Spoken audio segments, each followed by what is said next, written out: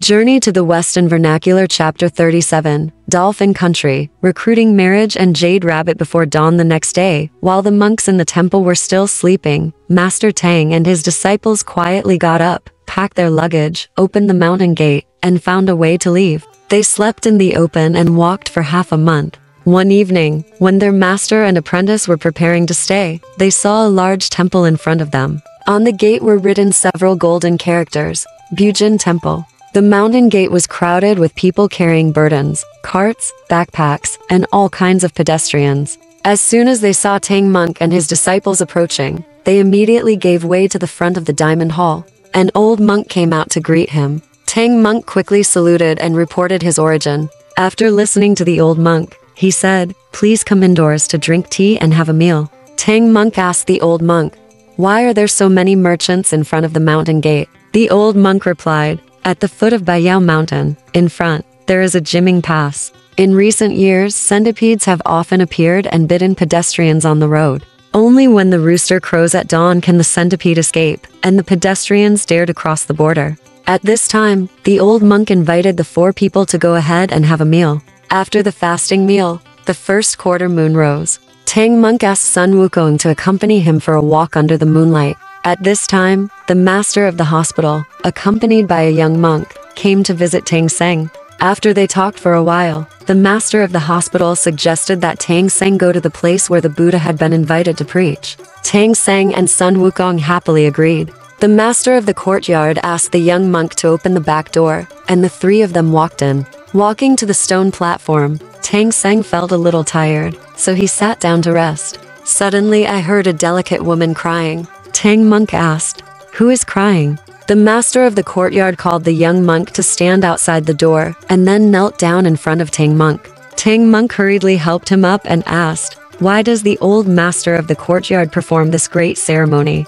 Only then did the hospital master explain the reason for the matter. On this night last year, the old director suddenly heard a gust of wind, followed by another burst of sad crying. So the old owner found the backyard and saw a woman sitting outside the door, so he asked her where she was. The woman said, "I am the princess of Tianzhu. I was admiring flowers under the moonlight when I was blown here by the wind." The owner of the hospital couldn't tell the truth from the false, so he locked her in an empty room. The master of the temple was afraid that the girl would be inconvenienced in the temple, so he bricked up the empty room, leaving only a small hole through which rice could be passed. The monks came to ask, and the master lied, and said, "This is a monster, and I have tied him up." The woman knew exactly what the master meant, so she pretended to be crazy and talked nonsense during the day. Only in the dead of night did she dare to think about her parents, crying secretly. The master of the hospital went to the city several times to inquire, and they all said that the princess was not lost in the palace. When the master of the hospital said this, he bowed down to Tang Seng again and said, "Fortunately, Zen master has come to this place. I hope to see the king explain the situation and help kind and good people." Both Tang Seng and Sun Wukong expressed their willingness to do this. It was almost dawn at this time, and the three of them went to their rooms to rest. When the rooster crowed the next day, the merchants at the mountain gate began to busy lighting lamps and cooking. Master Tang Seng and his disciples also quickly got up and packed their luggage. After breakfast, I thanked the monks in the temple and left on my way. They and the merchants arrived at Jimming Pass. It was almost dawn, but everyone still felt that the cold wind was blowing, and the yin energy lingered, making people feel frightened. They walked into the imperial city of Tianzhu and saw a post house, so they walked in. The officials of the post house asked Tang Monk clearly about his origin and whereabouts. When he heard that Tang Monk was going to meet the king to change the ultimatum, he told them, "You are here just in time. Today the princess is throwing hydrangeas on the cross street to attract the consort, and the king is still waiting above the palace and has not retreated."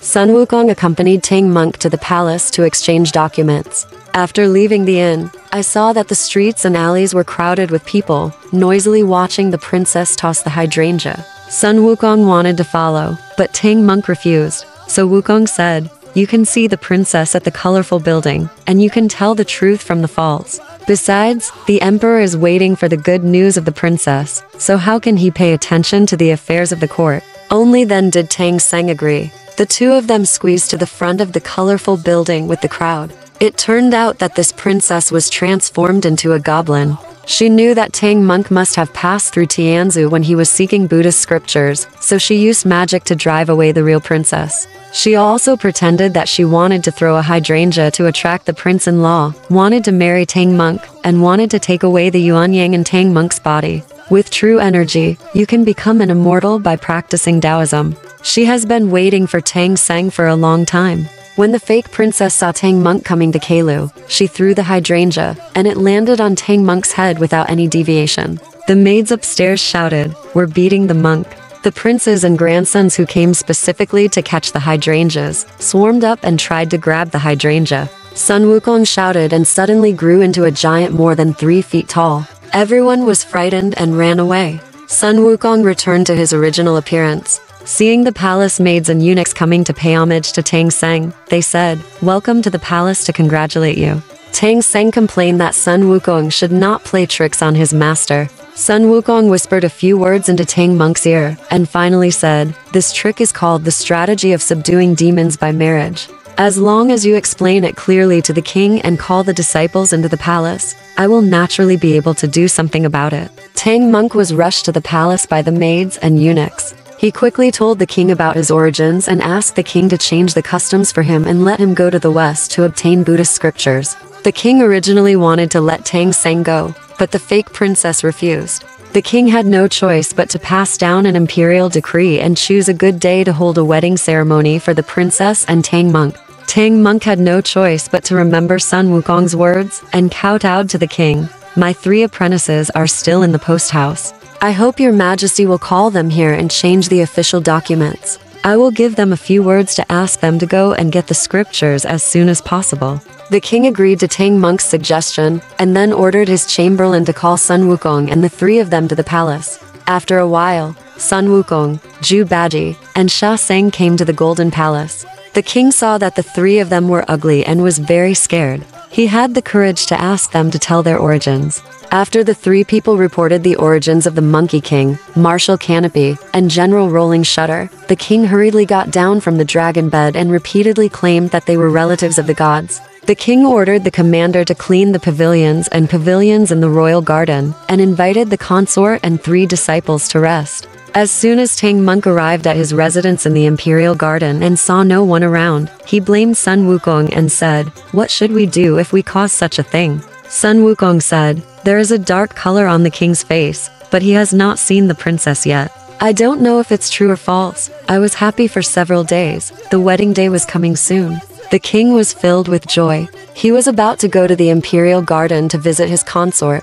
The eunuch from the harem hurriedly ran over and said, "The empress of the palace invites the emperor to come over." The king immediately rushed to Zhaoyang Palace. It turned out that the fake princess was afraid of seeing Sun Wukong at the wedding and seeing through her true colors, so she said she was afraid that they would look ugly and asked the king to send them away. Sun Wukong had already thought of it, so when the driving officer and the ceremony director came to invite them, they packed their luggage and horses and walked to the steps of the palace. The king asked Sun Wukong and the 3 of them to come forward and said, "Bring up your guanwen. I will give you the guan seal and the treasure, and I have also prepared a lot of travel expenses to send you on your way to Lingshan to see the true Buddha as soon as possible." Sun Wukong didn't want the gold and silver. He just took the guanwen and turned around to leave. Tang Monk was so frightened that he quickly grabbed Sun Wukong. Sun Wukong squeezed his master's palm and winked again. Although Tang Seng was worried, he had no choice but to let go of his hand. The 3 of them walked to His Majesty Jin. Zhu Bajie kept looking back at the master and asked Wukong, "Are we really going to leave?" Without saying a word, Sun Wukong took Zhu Bajie and Sha Seng to the post house and said, "You 2 wait here. Don't go out or talk to me. I'm going to protect the master." After that, he pulled out the roots. Fai Mao turned into a fake Wukong and stayed in the inn, while he himself turned into a bee and flew back to the Golden Palace to find his master. Sun Wukong landed on the brim of Tang Monk's hat and called softly, "Master, I'm back." After Tang Monk heard this, he breathed a sigh of relief. Not long after, the palace official came to invite Tang Seng to come and get married. The king was so happy that he took his consort to the princess's residence to let Tang Monk and the princess meet. Sun Wukong touched the brim of Tang Monk's hat and followed him inside. As soon as the king entered the palace, his wife and princess hurried out to greet him. Sun Wukong saw a slight demonic aura on the top of the princess's head, but it was not that vicious, so he crawled close to Tang Monk's ear and whispered, "Master, the princess is a fake. Wait for me to show up and catch this demon." Tang Monk hurriedly said, "No, don't frighten the king and queen." Of course. Sun Wukong couldn't listen. He shouted, showed his true colors, grabbed the fake princess and cursed loudly, "Monster! You are here to make the fake become real and enjoy the glory and wealth. You don't know how to be satisfied. You actually deceived my master and wanted to destroy him. Pure Yankee." Suddenly, the king, concubines, and maids were so frightened that they all cried and screamed, hiding in confusion. Seeing that Sun Wukong had seen through it, the goblin broke free from Sun Wukong's hand, threw down some of his accessories, ran to the Earth Temple in the Imperial Garden, and took out a short stick to beat Sun Wukong. The two men fought from the ground to the air, frightening the people of the city and all the civil and military officials. Tang Monk told the king that the princess was a fake. Sun Wukong and the goblin fought for a long time, but couldn't decide the winner, so he threw up the golden cudgel and shouted, "Change." The golden cudgel changed into 10, 10 into hundreds, and hundreds into thousands. It looked like a python in midair. It kept rolling around and beating around the goblin. The goblin was in a hurry. Now, she turned into a breeze and fled towards the 9 layers of clouds. Sun Wukong took back the golden hoop and chased the goblin. Sun Wukong's somersault cloud was faster than the goblin, and he rushed in front of the goblin to block her way. The goblin fought with Sun Wukong again, and they fought for more than 10 rounds. The goblin wanted to escape, so he turned into a golden light and fled due south. Sun Wukong chased her to the front of a big mountain, but the fairy stopped the golden light and could not find her. Sun Wukong was afraid that the goblin would escape and return to Tianzhu to harm his master, so he saw the shape of the mountain clearly, rode the clouds back to Tianzhu, and landed in the palace. When he saw that his master was safe and sound, he returned to the inn and called Zhu Bajie and Shaseng, asking them to protect his master. Then he climbed somersaults back to the mountains to look for the goblin. Sun Wukong came to the mountain and searched for a while, but couldn't find any trace of the goblin. Then he recited the mantra and called the land and mountain gods to ask them if there were any goblin on the mountain.